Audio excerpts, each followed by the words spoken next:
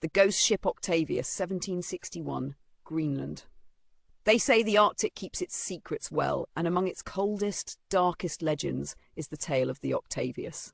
Our story begins in 1761, when a whaling ship drifting near the coast of Greenland spotted a vessel unlike any they had ever seen. Silent, motionless, its sails frozen stiff in the windless air. The crew called out once, twice, but no voices answered, no footsteps echoed across the deck. Only the groaning ice replied. When they boarded, the temperature inside the ship felt even colder than the world outside. Frost clung to the railings like pale claws. But what struck them hardest was the eerie stillness. Not the stillness of an empty ship, but the stillness of people who had not moved in a very long time. They descended into the captain's quarters first, pushing open a frozen door that creaked like a dying breath. There, seated at his desk, was the captain. Head bowed, quill still in hand, as if he had been writing a final entry when the cold claimed him. Ink lay frozen in a brittle pool across the page. His eyes, half open, glimmered with a glassy frost that sent a shiver deeper than any winter wind.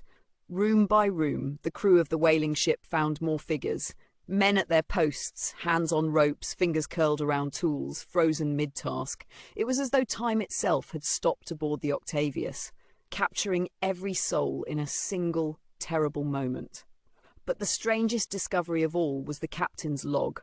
Its final entry was dated 1761, 15 years after the Octavius had reportedly disappeared on a voyage toward the Northwest Passage. If the log was to be believed, the ship had made the full crossing, drifting across the Arctic in deadly silence with its frozen crew still aboard.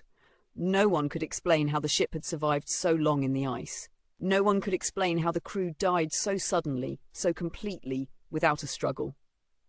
The men who boarded the Octavius took only the logbook, everything else they left behind. Some said it felt like stealing from the dead. Others whispered that the ship was cursed, that disturbing it any further might trap them in the same icy fate. As they retreated, the hull of the Octavius cracked softly in the cold, like a sigh of relief or a warning. And as they watched, the ghost ship drifted back into the Arctic fog, fading into the white world that had claimed it. If you enjoyed this mysterious journey through history, don't forget to like, share, and subscribe to help the channel grow.